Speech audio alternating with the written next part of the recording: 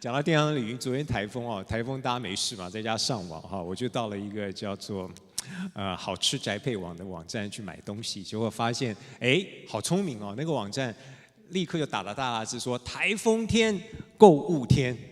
你看立刻就掌握了时事，然后他就说很多的产品今天买凭那个兑换券的代码可以打88折所以害我昨天又买了好多东西。这是谁的作品呢？大家应该非常熟悉他郭嘉琪在过去创办了20个网站，其中有些成功，有些失败。他待会会跟我们分享他的经验。当然，现在他把他的公司改组为创业家兄弟股份有限公司也得到了很好的成绩在去年已经新贵了如今营收挑战30亿大关当然过去的作品地图日记或是被 Groupon 买下的丰功伟绩，大家都知道。我们今天主要是听到在创业家兄弟的版图中，这6个网站它是怎么经营的吴嘉琪 Andy， 我们掌声欢迎他。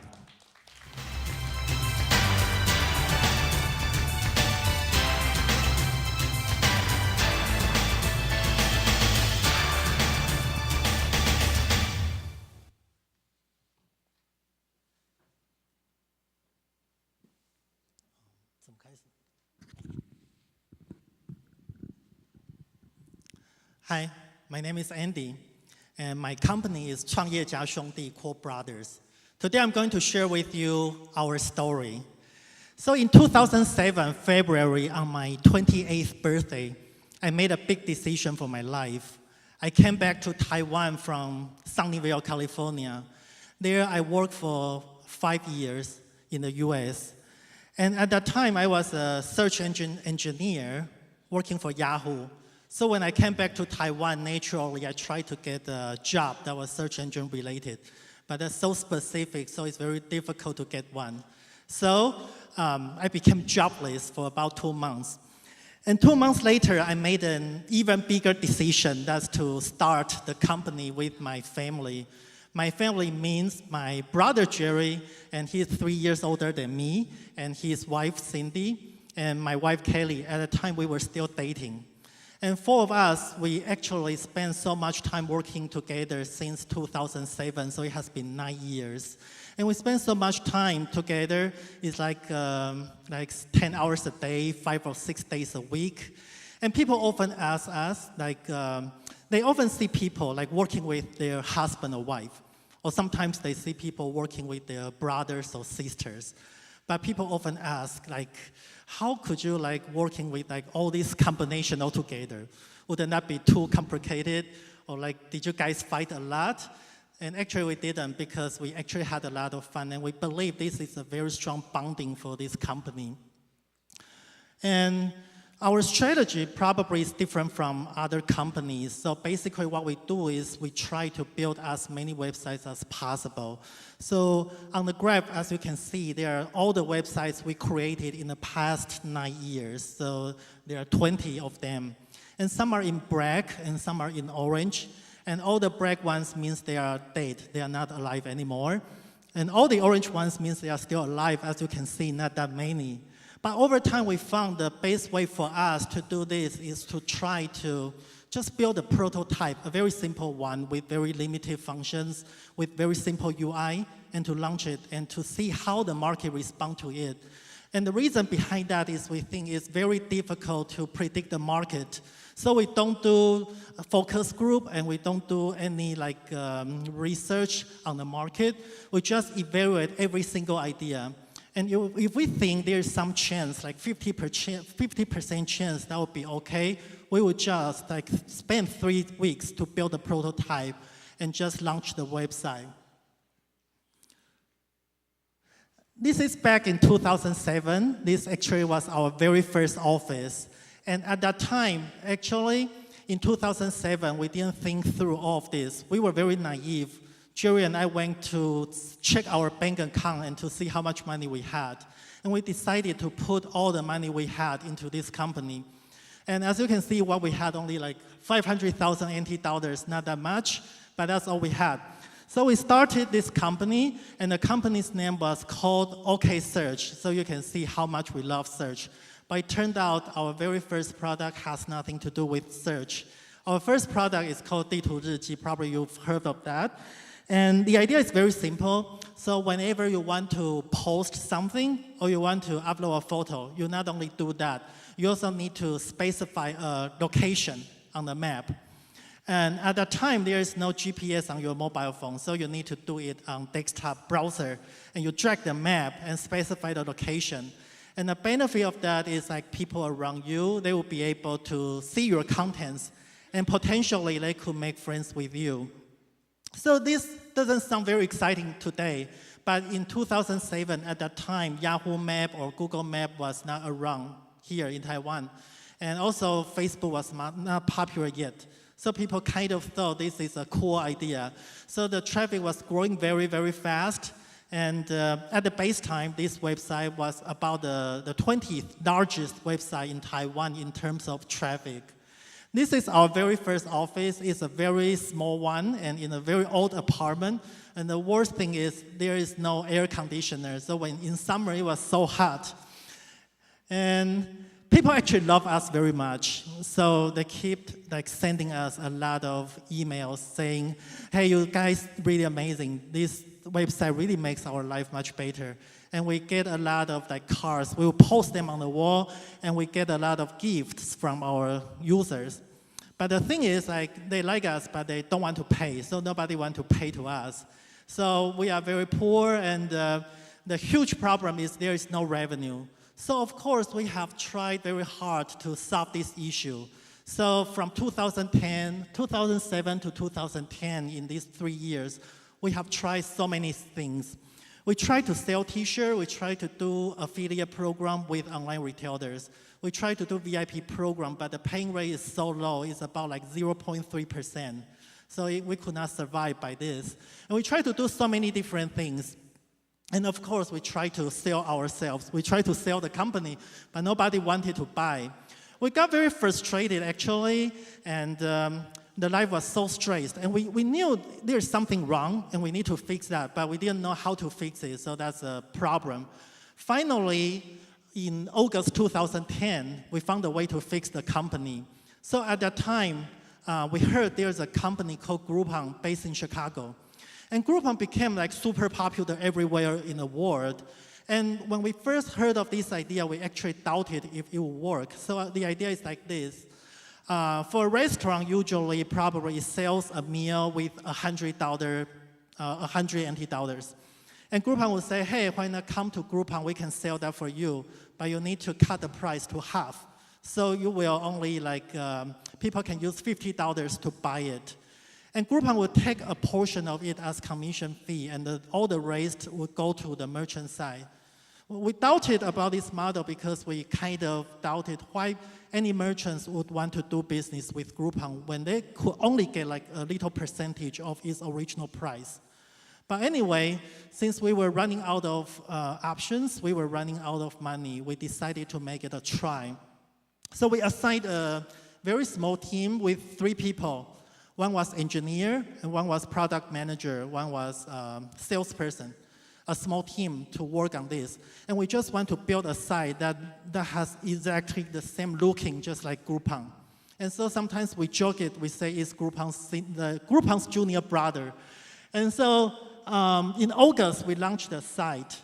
And on the very first day, what we had was Movenpick Volcano ice cream. That was very beautiful but very expensive ice cream with original price $495.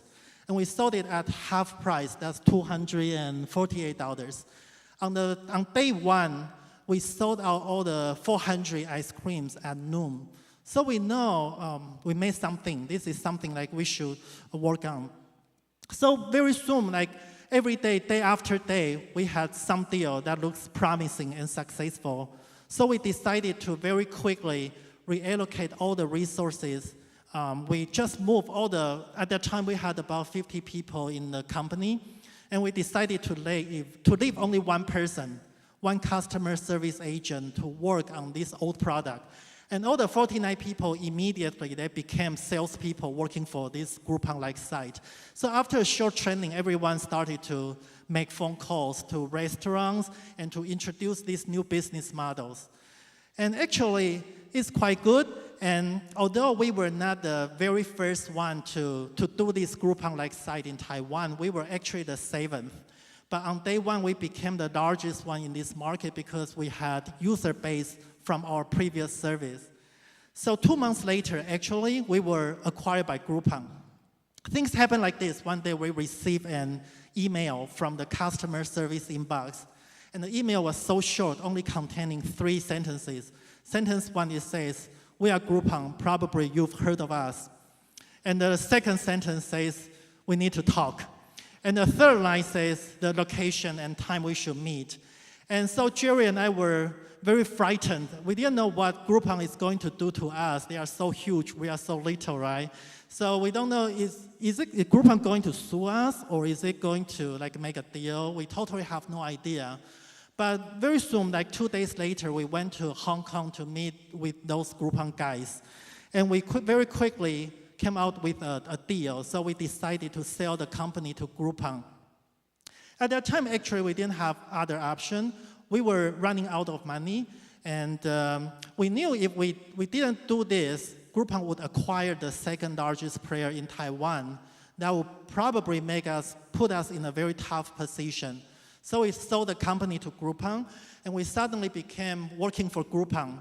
So life became very different, and the task Groupon gave us was to expand the company from 50 people to 150 in 3 months.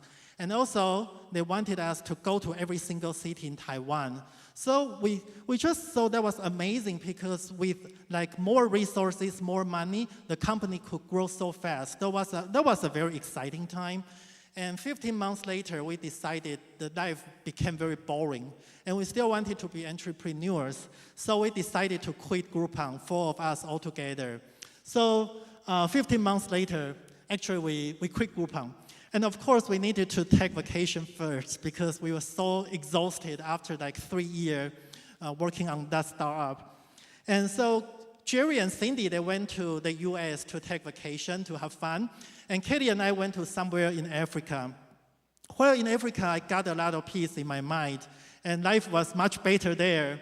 And actually, this photo was fun. This was taken one day on our way back to the hotel. And we only noticed there's something very strange there. I used the red arrow to pointing to something very strange. We only noticed this after we took this picture. So Kelly decided to get closer to take a look. When we got closer and we found, wow, oh my God, that's a huge turtle over there. And the turtle was so huge and so fat, and it started to run away. But it's so fast, so it couldn't go anywhere. And anyway, in Africa, actually, we spent a lot of time to think about what we did right and what we did wrong in our previous journey.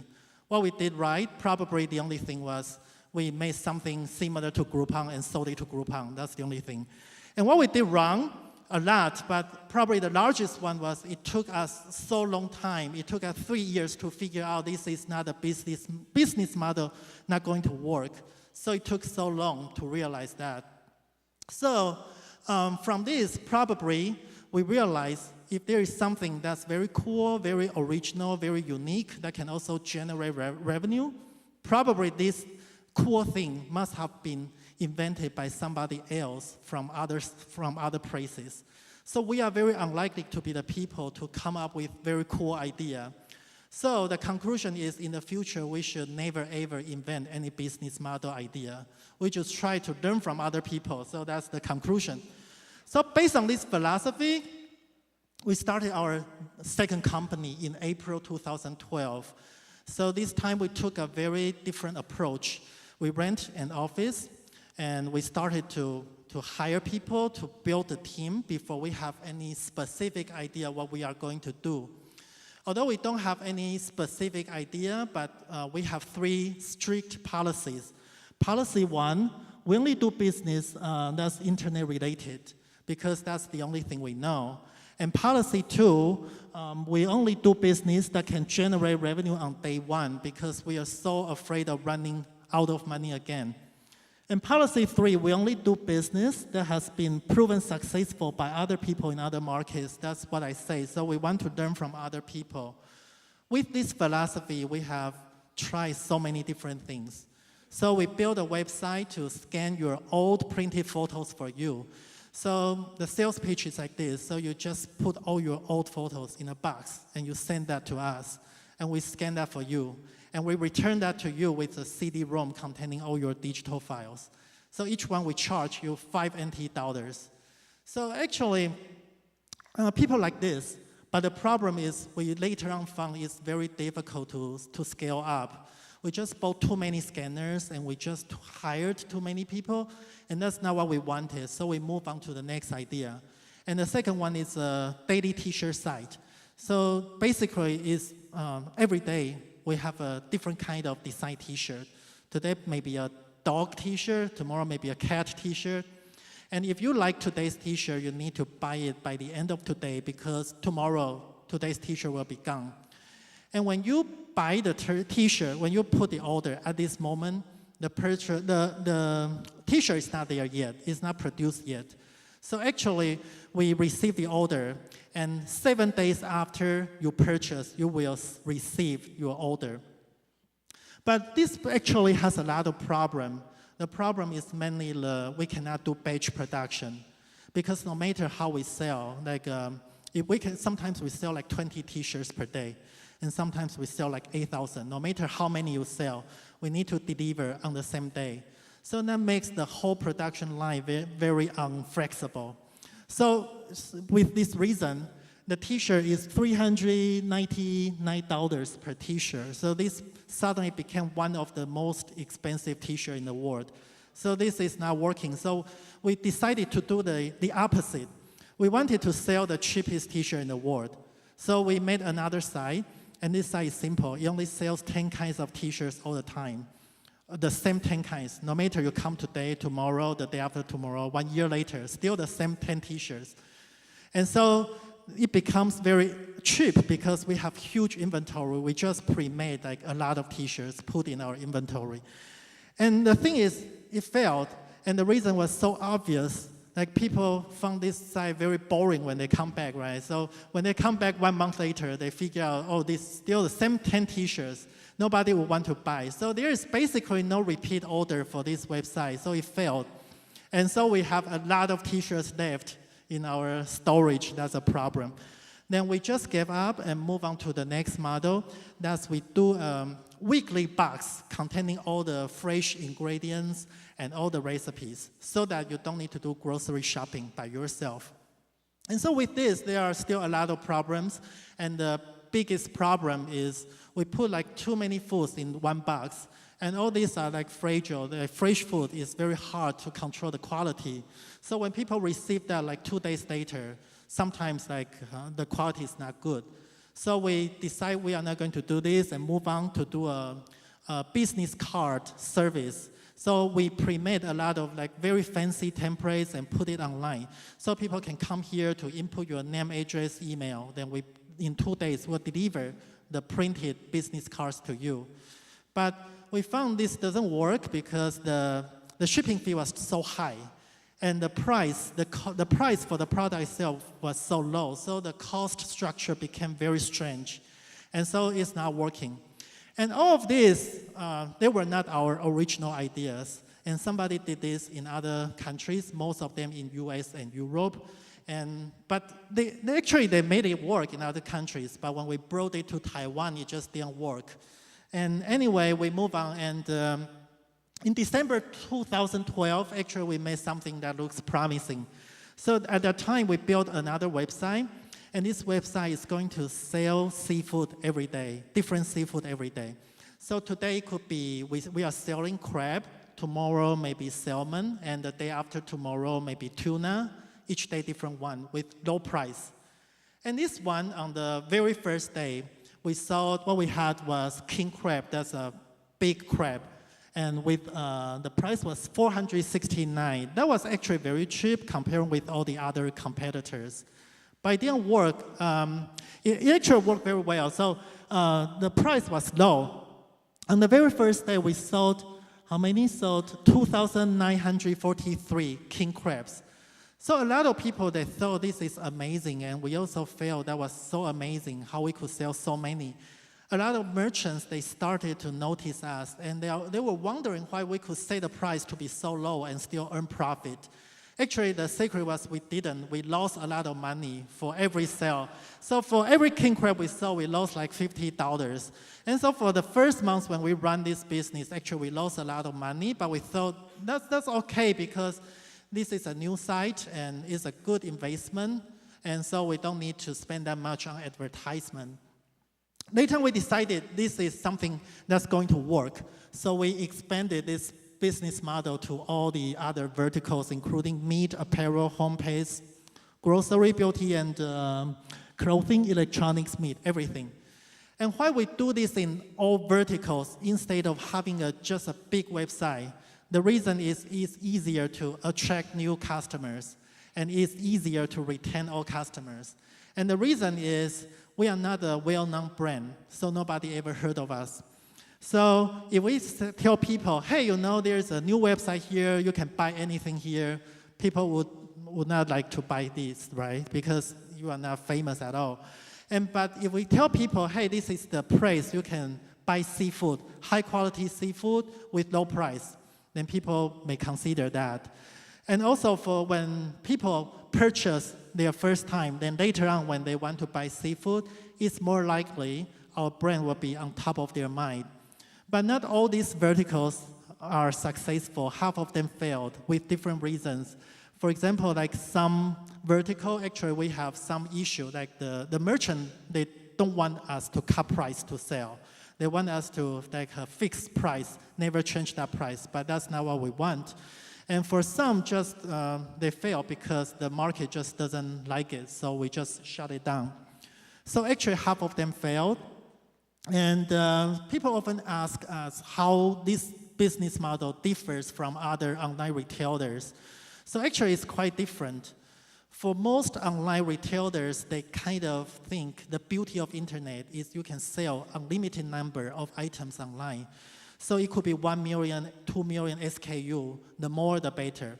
But for us, we think in a very different way. We kind of believe the base strategy for us is to only sell very little number of SKU, very little number of items. And the number is around 5,000, a fixed number, 5,000. So it works like this. So there are so many products in the world over there on the left. And we have a group of salespeople. They will go out to reach all the merchants and try to get the best products and to bring them into the company. Internally, we have a group of people. They will do product review. They will compare the prices with competitors' price. They will do the quality check. And of course, they will use the product by themselves. And only if they really like the product, they will decide to sell it online on our website. And the thing is, whenever you add one more item to the site, you need to remove one so that to keep the SKU to be 5,000 fixed number. That's how we control quality, and that's how we make sure our price is competitive. And also, the benefit of that is because we only sell very low number of items, and so each one can generate a lot of sales. That makes us easier to negotiate price with our partners. So our next milestone probably would be we are going to IPO very soon. When we sold our first company to Groupon a few years ago, at that time we knew we did that just because we were lucky. We are never going to do that again in our lifetime. The reason is if we did it like 1 month earlier or 1 month later, this Groupon-like service, it will not have the chance to get sold. And so when we started our second company, we decided we needed to bring this company to IPO. And also at that time, the whole market environment suddenly became more friendly to internet companies. So we wanted to go IPO. And so right now the company is 4-year-old, and we want to go IPO. One benefit, there are quite a few benefits, and one benefit is it will easier to attract people, talented people to get on board. And I think in Taiwan, most talented people, they still prefer to work for a bigger company.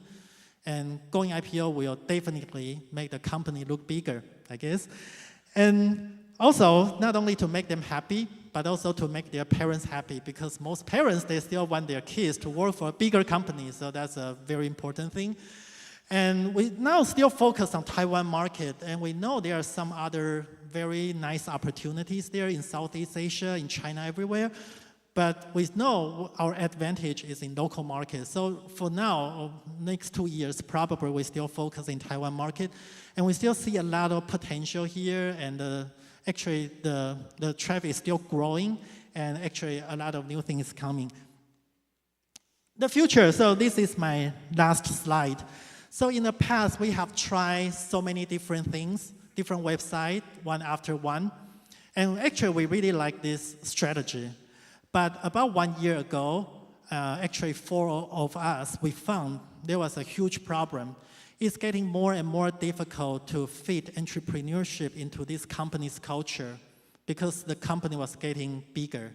And when the company gets bigger, we need to spend a lot of time to take care of a lot of issues that we didn't care about before. For example, cost efficiency, operation efficiency, all those stuff. This is important, but not important for early stage startups. So we believe the best way to do this, if we really wanted to try new things, just like what we did before, we really need to start a third company. So that's about a half year ago, we started our third company. The company is called 创业行动. So this company is 100% owned by our current company. And the reason to have a separate company is we can have separate team, and it will have its own culture. So the team is just like our previous company before. We had independent team of engineers and passionate product managers, engineers, and all the marketing people. So the mission is very simple for this new company. Its mission is to just try out all the new business models and see what actually works. A couple of months ago, it just launched its very first product. It's called 松果购物. That is a mobile native e-commerce app on Android and on iOS. You can download it to try. But we don't intend to have this product to be the only product of this company. This company will try out new things. So it could be whatever the trend would be, we want to catch it. So for example, this year, it could be C2C app that's very popular. Next year, it could be something like social commerce or those AR, VR thing. No matter what it is, we want to be part of it. That's all I have today. Thank you very much. Thank you. Oh, thank you, Andy. 好，我们请 Andy 先入座休息1分钟，我们把场地重新布置一下，待会儿要进行我们的论坛哈。那谢谢 Andy 这么壮烈的演讲啊，你是今天第一位分享那么多失败的故事哈，而且是血淋淋的。不过我相信大家都有同感啊，做 Internet 要么就是没有人愿意付钱，要么就是有人愿意付钱，你还是赔钱啊。那这些 Andy 都经验过，他经验过之后学到2点非常重要的。第一点就是不要自作聪明去发明 business model， 用别人已经成功的 business model 哈。那在这一点上，其实 Andy 也呼应了我们稍早前 Zalora 还有 Lazada 这2家公司的投资人 Rocky Internet 的策略哈。那第2点当然是 revenue on day one 哈，第一天就要有现金进来。不过纵使在这2个原则之下，我们看到比如说好医网啊、拜医网啊，它还是失败了哈。但是这些失败让 Andy 重新去思考怎么样跨到不同的 verticals， 让消费者能够非常清楚的知道你在干嘛，然后找到你。好。